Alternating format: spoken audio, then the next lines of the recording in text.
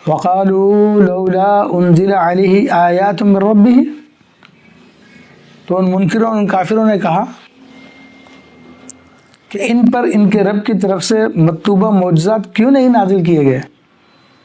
یعنی اب وہ کفار مکہ کی ایک عادت ہو گئی تھی کہ جو کہ ان کو لوگوں کو تو نبی علیہ السلام کو ماننا تھا ہی نہیں، تو اس لیے وہ ضد میں نئی نئی باتیں کرتے تھے. کبھی کہتے تھے ہمارے لیے باغات لگا دو، ہمارے لیے نہریں بہا دو، ہمارے لیے سونا نکال دو، کبھی کچھ. حالانکہ آپ علیہ السلام انہیں چاند کی بھی 2 ٹکڑے کر کے دکھا چکے تھے. آپ علیہ السلام انہیں بڑے بڑے معجزات دکھا چکے تھے، لیکن ان کو نہیں ماننا تھا. پھر وہ نئے معجزات کا تقاضا کرنا شروع کر دیتے ہیں. بات یہ تھی کہ اگر ان کی ہر بات کے مطابق معجزہ ظاہر کیا جاتا اور وہ پھر بھی نہیں مانتے اور ان کو نہیں ماننا تھا، تو پھر اس پوری قوم کو ہلاک کر دیا جاتا. تو اس لیے اللہ تبارک و تعالیٰ نے ان کے من مانے معجزات نہیں دکھائے، کیونکہ ان کی وجہ سے پھر دیگر لوگ بھی ہلاک ہو جاتے ہیں. تو اللہ نے فرمایا، یہ کہتے ہیں کہ ان کے اوپر وہ نشانیاں کیوں نازل نہیں ہوئی. قل انما الآیات عند اللہ. تو اللہ تبارک و تعالیٰ نے آپ علیہ السلام کے ذریعے کہلوایا کہ حبیب صلی اللہ علیہ وسلم آپ ان سے فرما دیجیے کہ معجزہ تو اللہ کے ہاتھ میں ہے. دیکھیے یہاں پہ ایک بات کی وضاحت کر دوں کہ معجزے کا عطا کرنا یہ اللہ تعالیٰ کے ہاتھ میں ہے، اور جب اللہ تعالیٰ معجزہ کسی نبی کو عطا فرما دے تو اب دکھانا نبی کے ہاتھ میں ہوتا ہے.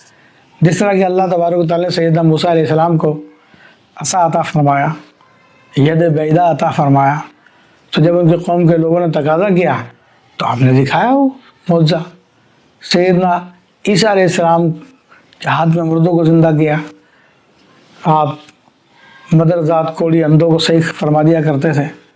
تو یہ معجزے دینا تو اللہ کا کام تھا، لیکن پھر ان کو دکھانا نبیوں کا کام ہوتا ہے.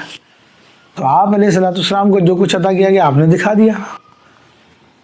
تو آپ نے فرمایا کہ بھائی یہ تو اللہ کے ہاتھ میں معجزہ دینا. وَإِنَّمَا أَنَا نَذِيرٌ مُّبِينٌ، اور میں تو صرف برس عام تمہیں عذاب سے ڈرانے والا ہوں.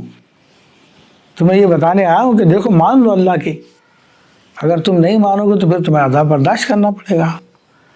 اور جہاں تک معجزات دکھانے کا تعلق تھا، میں اللہ کا نبی ہوں، اس پہ میں دلیل قائم کر چکا ہوں، تمہیں میں مختلف معجزات دکھا چکا ہوں.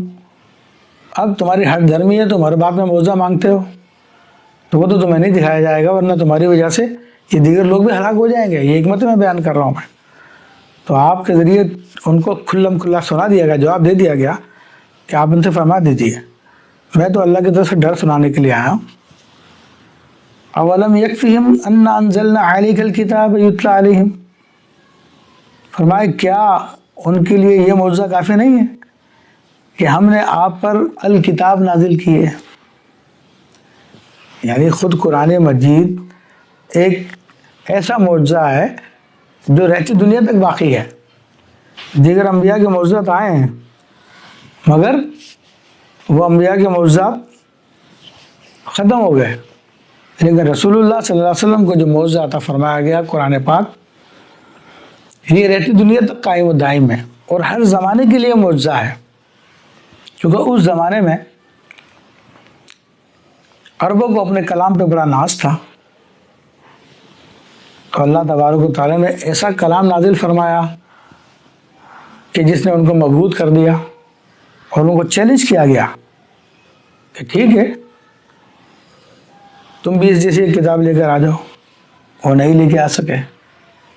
پھر تنزل کیا، اس چیلنج کو ہلکا کیا، کہا جیسی کو صورت بنا کے لیا تو وہ صورت بھی نہیں بنا کے لا سکے.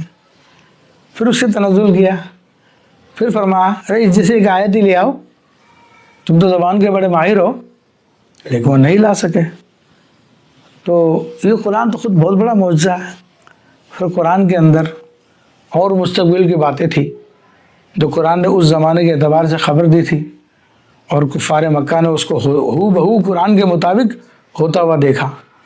تو اس لیے اللہ تبارک تعالیٰ نے فرمایا کہ کیا ان کے لیے کافی نہیں ہے کہ ہم نے آپ پر ایک کتاب نازل کی ہے جس کی تلاوت کی جاتی ہے، تمہیں ان کو پڑھ کے سنایا جاتا ہے۔ ان فی ذالک لرحمہ، بے شک اس کتاب میں یا اس کتاب کو نازل کرنے میں ان لوگوں کے لیے بڑی رحمت ہے۔ وذکریٰ لقوم یؤمنون، اور ایمان لانے والوں کے لیے ضرور نصیحت بھی ہے اس میں، تو رحمت بھی ہے، نصیحت بھی ہے۔ تو اب قرآن پاک ایسی عظیم نصیحت ہے کہ جس کو پڑھ کے الحمدللہ کتنے گمراہ لوگ ہدایت پر آ رہے ہیں، کتنے لوگ اپنی آخرت کو، اپنی دنیا کو سنوار رہے ہیں۔ آج یہ دنیا بھی اس سے ہدایت لے رہی ہے قرآن پاک سے۔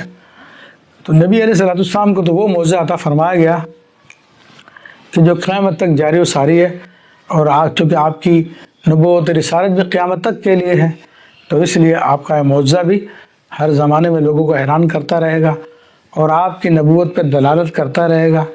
اور آج جو سائنس کا دور ہے، اس سائنس کے دور میں بھی قرآن مجید ہی سب سے آگے ہے اور سائنسدانوں کو بھی حیران کر رہی ہے۔ تو اس میں اللہ تبارک و تعالیٰ نے یہاں پہ سورہ عنکبوت کی ان آیات میں الحمدللہ قرآن کی حقانیت کو بیان کر دیا، اور یہاں پہ اللہ کے فضل و کرم سے ہمارا 5واں رکوع مکمل ہو گیا ہے۔ ہم اللہ تعالیٰ سے دعا کرتے ہیں کہ اللہ تبارک و تعالیٰ ہمیں قرآن عظیم کو سمجھنے، اس پہ عمل کرنے، اس کے پیغام کو دیگر لوگوں تک پہنچانے کی توفیق عطا فرمائے۔ انشاءاللہ اللہ کی توفیق شامل حال رہی تو اگلی اتوار کو پھر اس کے 6 رکوع کی تفسیر آپ کے سامنے پیش کی جائے گی۔ وما علینا الا البلاغ المبین۔